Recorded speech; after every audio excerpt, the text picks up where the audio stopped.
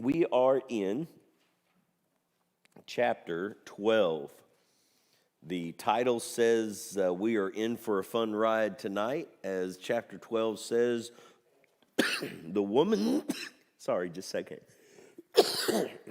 I brought lemonade up here so I could have something to keep coating my throat, and the first thing I did was swallow it wrong, so it's burning my eyes. It's great, a great way to start. But chapter 12 says, the woman, the child, and the dragon. So we're going to enter into a part of Revelation that is heavy in imagery. And you would not have to look far to find books and books and books and books saying this is what all of these images mean. This is what that stands for. The interesting thing that I would encourage you to do is one of the steps of forming solid doctrine is to evaluate it through time. My father loved to watch Christian television and televangelists and those things, and it's interesting to me I've listened to these men that spoke with absolute certainty that this prophecy is referring to Russia, and this prophecy that means this is the USSR because their sign is the bear, and they're going to do this, and America's going to do that. And then you look at it today and go, well, the USSR doesn't even exist. So his confidence was a little bit premature there, that he was so absolutely confident that he knew what those images meant. But he says, well, this one says the eagle, and the eagle is the sign for the United States. But the eagle has been the primary sign for over 1,000 known tribes throughout history. And that's known ones. And so when we say these things, remember, we're interpreting them through current understanding. And that's not a bad thing. It's just we need to make sure we realize we're looking at it in our time and in our understanding. And if it happens in our time, we're probably looking at it in a fairly accurate way. But if it doesn't happen in our time and it's another generation or two and more countries fall and new countries rise, it's probably not. And so what we need to avoid is putting these absolutes by it as we interpret this deep imagery as we look at it. Now, today's imagery has to do with the woman, the child, and the dragon. The woman is going to be the church. The child is going to be salvation, or Jesus Christ, and the dragon, of course, is that old enemy, the devil. And so now a great sign appeared in heaven, a woman clothed with the sun, with moon under her feet, and on her head a garland of 12 stars. And being with child, she cried out in labor and in pain to give birth. And another sign appeared in heaven. Behold, a great and fiery red dragon, having 7 heads and 10 horns, and 7 diadems on his heads. And his tail drew 1/3 of the stars of heaven and threw them to the earth. And the dragon stood before the woman who was ready to give birth to devour her child as soon as it was born. So it's a pretty straightforward imagery. Now, I think one of the things we need to make sure we also grasp is that John doesn't give a time frame on this. This is separate from his other visions. This is another vision that he's having. And so when he's having this vision, people want to look at this and say, so is this happening right after the 7th trumpet that we just read about? No, this is a separate vision. This isn't a connect the dots, go in. This vision to me is much more of a broader picture of the whole story. The woman began out as Israel, but became the church, as in the New Testament church. Jesus came out of Israel. They literally, Mary and Joseph, even though Joseph physically is not related to Jesus, Mary and Joseph both came out of the tribe of Israel. They both come from the lineage of David. And so it is from the church that Jesus comes, and Jesus comes and saves the church. And so we have, the dragon tried to destroy him, right? When he was born, what did the leader do? He killed all the children 2 years old and younger, because he didn't want that child to come up to be the king of the Jews. And so we see that imagery, but I think there's some deeper imagery to it than that. Let's take a look at what happens today. Man, I can't even begin to count. A young man Somebody in the church witnesses a lot to a young man, and that young man finally starts responding to that witness and shows up at church a few times and starts asking questions. And the next thing you know, he meets a girl, right? And she wants to go to the lake on Sundays, and she wants to, and we don't ever see that boy again. The girl starts showing up to church. A young couple starts showing up to church, and they start asking questions, and they get engaged, and then their kids make the basketball team and practices on Sundays, and we don't ever see them again. Let me tell you, the church gives birth to a newborn believer, a born-again believer, and immediately the devil is right there to try and snatch them before their faith is fermented and they're solid in their faith and they're pointed in the right direction. So that imagery doesn't stand alone as just one picture. It's a picture of many parts of the cycle of the Christian life. You raise a child up in the church, and boy, the old devil just waiting for the chance to snatch that child out of church and give them good excuses not to come anymore. Over and over, it's been entertaining to me, and not in a good way. It's sad to see. I would probably put the number at around 20. So it's a little less than once a year in my time in ministry that someone that's faithful in church, faithful in church, passionate in church, that's worked really, really hard to reach their coworker, their neighbor, their brother-in-law, their mother-in-law, their relative, worked so hard to get them to come to church and see what's going on and get over their inhibition about church for whatever their excuse is. And I'm going to say about 20 times in my ministry, the one Sunday that faithful church member had something come up and they weren't at church, that person decides that Sunday to try church. And they show up, and that person that they know isn't there, and they feel, and it's so hard to try and get them back. The devil wants to make sure, and he knows that the best time to snatch someone is right there at that newborn stage, and when that person is first beginning to grab a hold of faith and first beginning to see Christ for who he is and first starting to see grace for what it means. And so that devil is out there looking for that chance to, as soon as those children are born. Now, he set out to destroy Jesus when he was a baby because he knew he didn't have much of a chance once Jesus was grown. Also, it is an image of what is to come.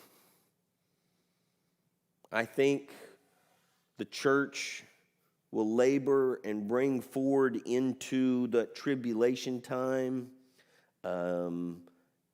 a small group of passionate warriors who will ultimately be martyred through the process of serving the Lord during the tribulation. Now, she bore a male child, it says in verse 5, she bore a male child who was to rule all nations with a rod of iron. And her child was caught up to God and his throne. And then, so this is after Jesus is here and he's been made, he will eventually rule the nations with a rod of iron, but he's been caught up to Jesus with his throne, at his throne, to God and to his throne. And then the woman fled into the wilderness where she was placed and has a place prepared by God that they should feed her there 1,260 days. Now, we have got into this time as we're looking at Revelation and we're getting these measurements of time, and I honestly have to tell you, I think it's really hard to figure them out. I think a lot of really smart people have made a lot of really good guesses, and we could sit and spend 2 hours naming all the guesses people made about what all those things mean.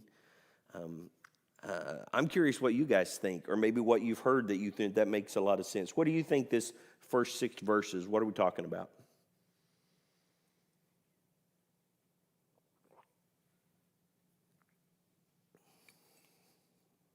I mean, you haven't read it before, right? Just making sure you're out there. Okay, all right. You had any thoughts on what it could mean?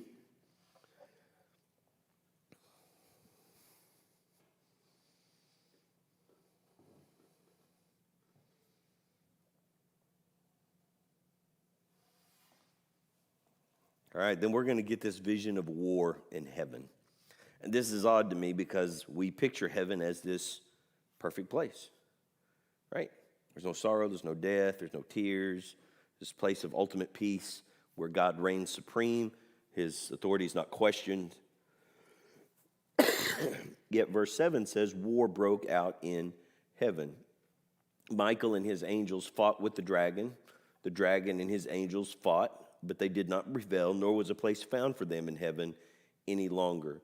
Now, some would say here, before we move along, that this is a vision of when the dragon, when Jesus was cast out, or when Satan was cast out of heaven.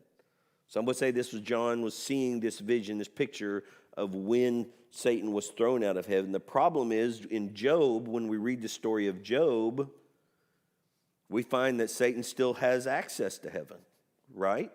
And the book of Job begins with, and on the day that he would come to accuse the children of God. And so there's still a place that Satan is allowed, which upsets me. I don't like that.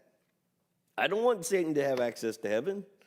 I don't like that at all. But that's what God has allowed, that Satan has this chance to come and plead his case and to be an accuser of the children of God. And evidently, he tries to make a stand in this vision. And when he does, Michael and his angels fight with the dragon, and the dragon is thrown out, and there's no place found for them in heaven any longer. Now they don't have access to come and be an accuser of the brethren before the throne. That means that they've got to do all of their work here.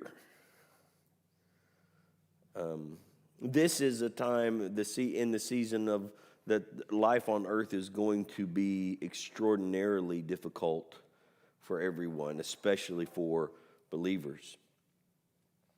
The dragon was cast out, the serpent of old, called the devil and Satan, who deceives the whole world. He was cast to the earth, and his angels were cast out with him. I heard a loud voice saying in heaven, now salvation and strength and the kingdom of our God and the power of his Christ have come, for the accuser of our brethren, who accuses them before our God day and night, has been cast down. And they overcame him by the blood of the Lamb, by the word of their testimony, and they did not love their lives to the death. So it's an interesting transition of the story here, that we have this battle between Michael and his angels. They fought against the dragon. Now, that's not a new battle. That is a battle of the ages that's been warring since Satan first brought sin, or Satan's pride had him turn against God to begin with. And so we have, I promise I'm going to battle through that, and I don't have COVID. I tested again, so I'm just, unless we kill all the ragweeds, it's just going to be that way for a while. But they now prevail against him and cast him out, and the way they do is through the blood of the Lamb, the word of the testimony, and I think that transition there when it says, and they overcame him by, I think that transitions to how we on earth overcome Satan, because Satan is cast out of heaven, and now he's down here on earth, but we can overcome him by the blood of the Lamb, something he cannot stand against, the word of the testimony, something he cannot stop.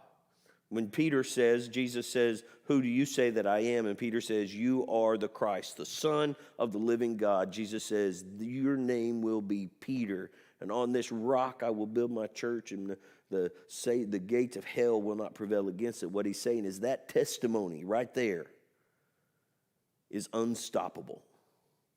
So the blood of the Lamb is something Satan can't overpower, and the testimony is something he can't stop. What you just got is Satan is both up against the immovable object, and the unstoppable force are both against him. And the church, just the second phrase of that, the church exists through the Holy Spirit on both the blood of the Lamb and the power of the testimony. We sit on both the unmovable object and the unstoppable force. They are both within the power of the church. They are the source of the power of the church. But there's a third line there that we're going to have to evaluate. We're going to move this into us today, that this is the challenge by which we overcome Satan, because it's how he's been cast out of heaven and down to earth, and now this is how he is overcome on earth. It's through the blood of the Lamb, by the word of the testimony. And we don't love their lives even to death. And that's an interesting way to say that, but it basically says that we can't love our life so much that we value our life more than our faith, right? That when faced with the question, do we deny Christ and live, or declare Christ and die? I just got through reading the story of a man who was in Austria when Austria was being overtaken by Hitler, and they took it to a popular vote. Now, before they took it to a popular vote, they made sure and made it clear to the clergy of the church that they would behead any clergy that led people to be opposed to the Nazis. And so the church's stance was, you have to submit to authority, and you have to do what they say. And so the Catholic Church was. And so the Nazis, they held a vote, and there's a 99% vote that they were going to join the Reich. Austria was going to become a part of Hitler's Reich. And as they did that, there was a story of a man who said, his name was Franz, and I'm not even going to try and say his last name because it had 26 letters, and I don't think there were two vowels in there. It was just vowels in there. It was this long name that I can't say, but his first name was Franz, and his statement was, it's better to lose your head than your character. And he was beheaded because he refused to join Hitler's army.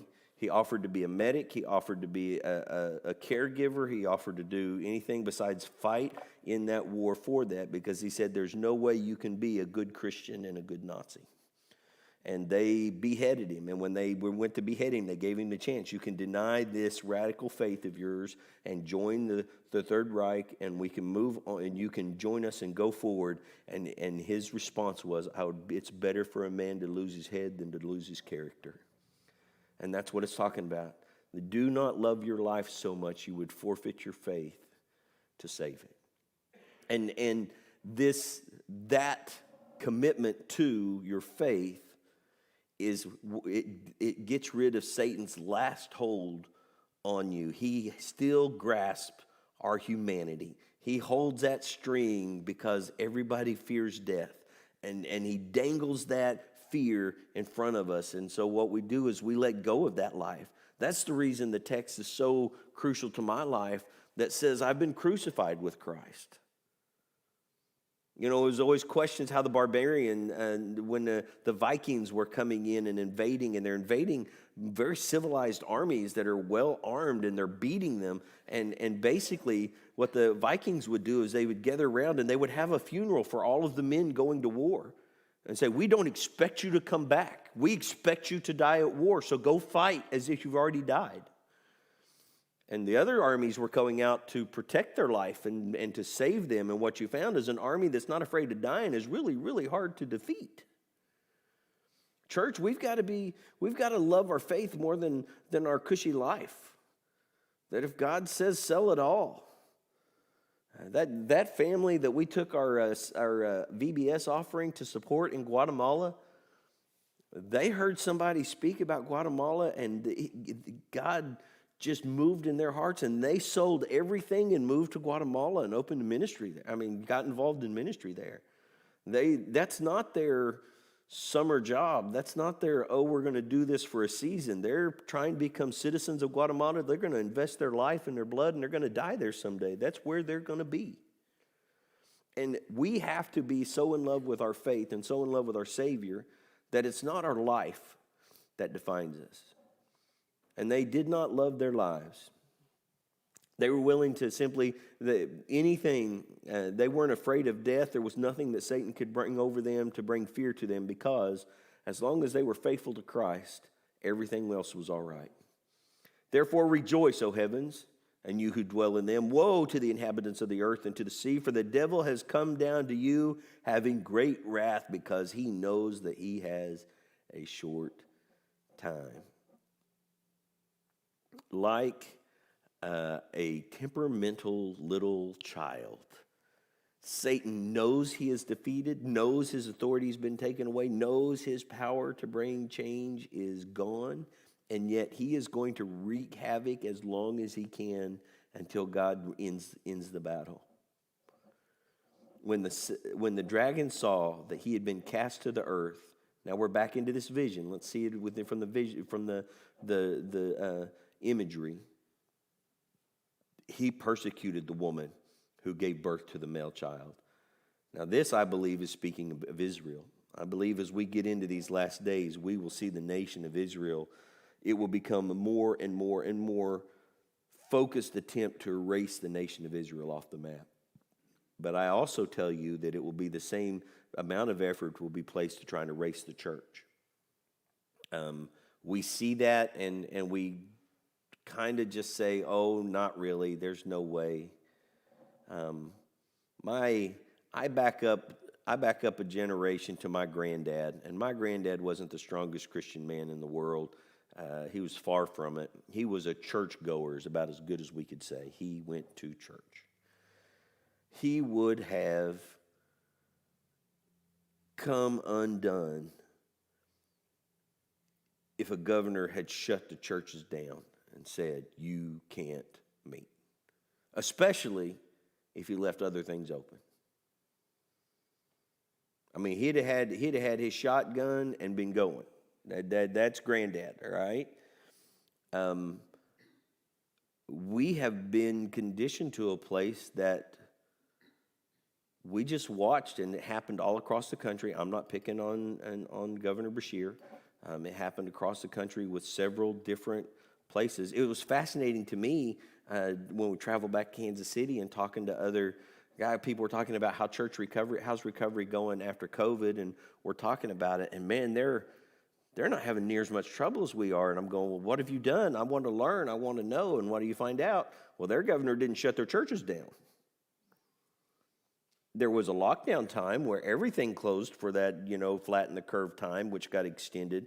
But the churches opened along with everything else. And so the churches weren't made the stepchild that what we can do without you. Culturally, it was a very different thing in their state than it was ours. We're coming to a time where they will try and erase the church. The old devil will try and use every influence he can to erase the church. He will fail. Let's go ahead and be clear on that. He will fail. His attempts to erase the church will most likely make it stronger. I don't know how Satan hadn't figured this out. Do you know where the fastest growing church on the planet is? The fastest growing evangelical church on the planet. Used to be. China just slipped a second about 6 months ago to Iran. Afghanistan is third. The Afghanistan church has been growing their speed of growth has been going up, up, up, up, up. It appears that when the harder Satan tries to wipe the church out, the more it flourishes. Really, there's only two countries that are seeing the Christian church fade, and America leads the pack and they're not trying to kill us out. They just ignored us and watch us die.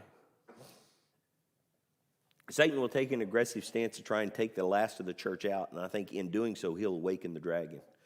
I think he will awaken the beast within the church, that the true battle, the true warriors, the no offense, I'm going to upset somebody, but I say it with full affection. Those sweet little old ladies that people think they're not really doing anything, those prayer warriors, Satan will make them mad, and I'm going to tell you, he doesn't know what he's getting into when he does that, because they're going to rock his world. I've seen those little prayer warriors get together and start praying something, and I've watched them move mountains. And they're going to go along until he tries he thinks he's got the battle won, and he's going to try and extinguish that last little bit of the church. And when he does, he's going to awaken the true beast within the church, and I don't think he's ready for it. But this what we have in this image is he's going to try, since he can't kill the child, he misses that opportunity. He decides to persecute the woman who gave birth to the male child, to Jesus. But the woman was given 2 wings of great eagle that she might fly into the wilderness to her place where she is nourished for a time and times and half a time. from the presence of the serpent. I don't know what time, times, and half a time is. Time is singular, times is plural, but it doesn't say how many times. Some people say it's 3.5 years because the second time is plural, but if it's plural, last time I checked, 10 is plural, 20 is plural, 100 is plural. It doesn't say how many times, so we don't know for how long, but for a season, the woman, Israel, the church, is safe, and the devil tries to wipe her out. And matter of fact, he spews water in verse 15 out of his mouth like a flood after the woman, that he might cause her to be carried away by the flood. But the earth helped the woman, and the earth opened its mouth and swallowed up the flood, which the dragon spewed out of his mouth. The dragon was enraged with the woman. He went to make war with the rest of her offspring. Now that's where we're really specifically talking about the New Testament church, born out of Israel through the adoption, through Jesus' blood into the nation of Abraham. And so now it's his offspring who keep the commandments of God and have the testimony of Jesus Christ. So that dragon is now purposely waging war. It can't get to Israel at this point. So his focus has turned fully, solely, and absolutely at the end of chapter 12 on the New Testament church. And all I can say is the New Testament church at that time better be past bickering over the color of the carpet. We better be over all the squabbles that we normally get over, and we better make sure we're standing in the blood of the Lamb, the strength of his testimony, and what's the third one? I got to back up. Just rip them right off the top of my head there, and to not love life more than faith. That three-legged commitment is what is going to make the church stand when the devil turns his full authority against it. It's interesting. Any comments or questions? Anything you guys see or have questions about there?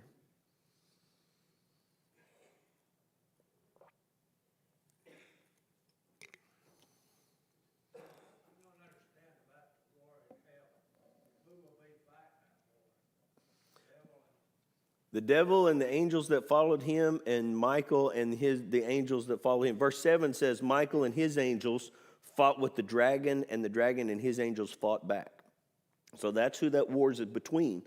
Michael, the archangel, and the angels that are true to Christ, which if you do your math, the Bible says about a third of the angels in heaven followed Satan out.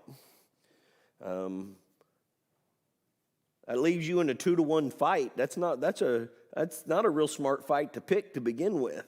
You know, they're outnumbered 2-to-1 right off the bat. But they decide to rear up and fight, and so they're going to make their stand. And Michael and the angels that are true to God and the angels that followed Satan, they will fight with one another.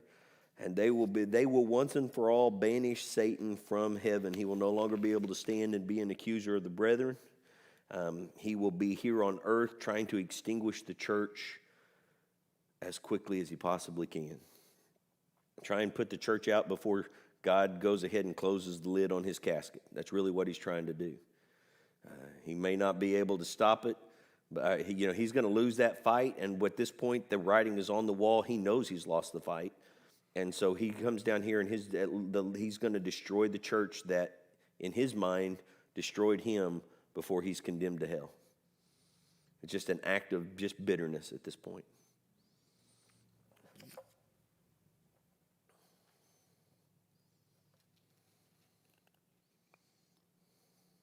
You ever let bitterness get root in your life? Oh, bitterness is a mean thing. It's a mean thing. I had this sweet family in a church I pastored. Man, they're just good people, just good, kind people. And I went out to their house to try and help them make peace. They'd had a death in the family, and there'd been an inheritance, and it was a mess. It was just ugly.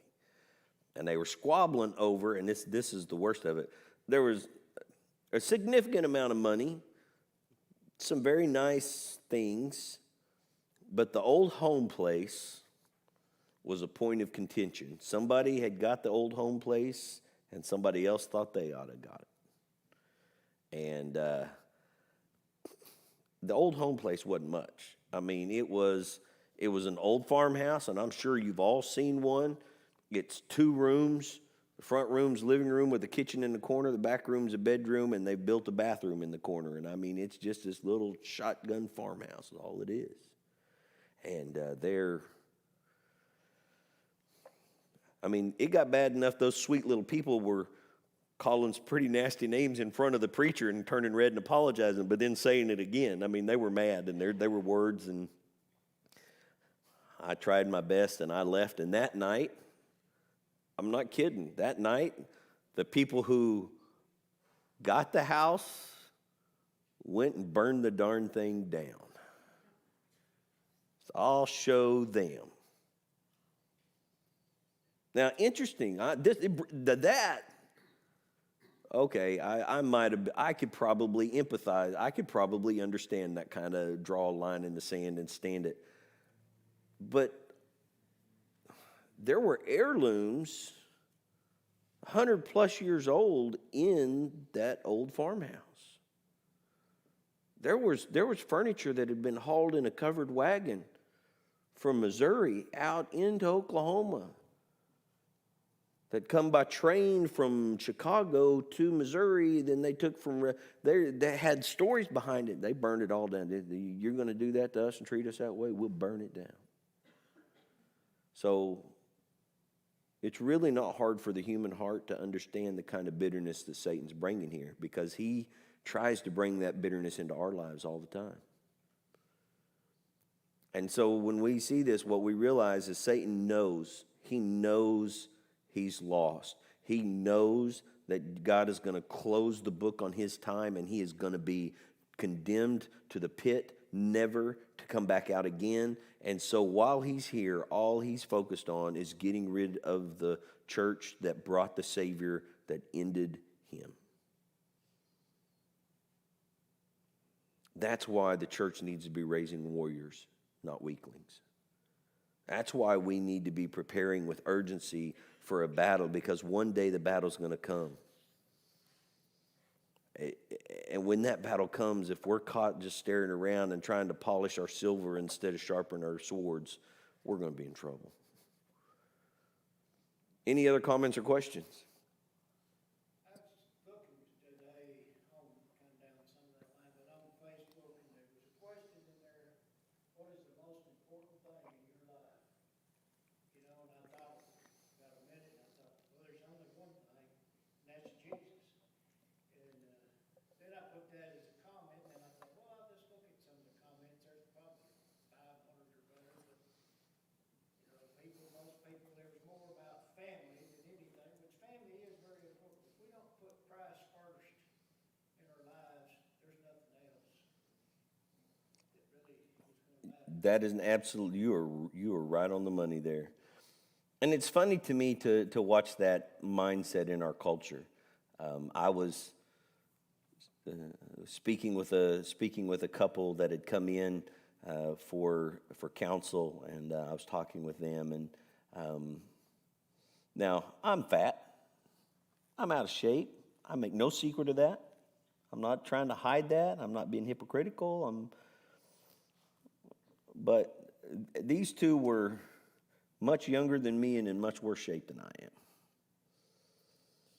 And she said, well, we didn't want to, we didn't want to just give up on our marriage because I'd do anything for my kids. And maybe I should have said it to her, but I'm going to tell you what I'm sitting here looking at this woman who I guarantee you when her kids say, Mama, come play with us, she can't. When her kids say, hey, Mama, can we go out in the yard and do this? No. Physically, she has put herself to the point of obesity that she physically can't. And she sits here and said, I'd do anything for my kids. No, you wouldn't. If your kids were your priority, that's a thing you say because our culture says you're supposed to say it. It's a thought that exists in your mind, but your life priorities don't show that to be true. I'm going to tell you that the world looks at the church and says the exact same thing. We say, Jesus is my number one priority, unless it's opening weekend of deer season. Unless it's, what are we putting in there? Unless this is going on. And so we have to be careful that we make sure that our actions and our testimony line up so that they see it. Because when we say Jesus is the most important thing to me, we lay a pretty heavy line there that we need to toe. We need to hold on to it. That's a great point. If there's nothing else, we'll be dismissed in prayer. Father, we are grateful that you love us, that you sent your Son to die for us, and that we get to enjoy the grace that he left. We ask now that you would walk with us from this place, that we would go forward knowing we have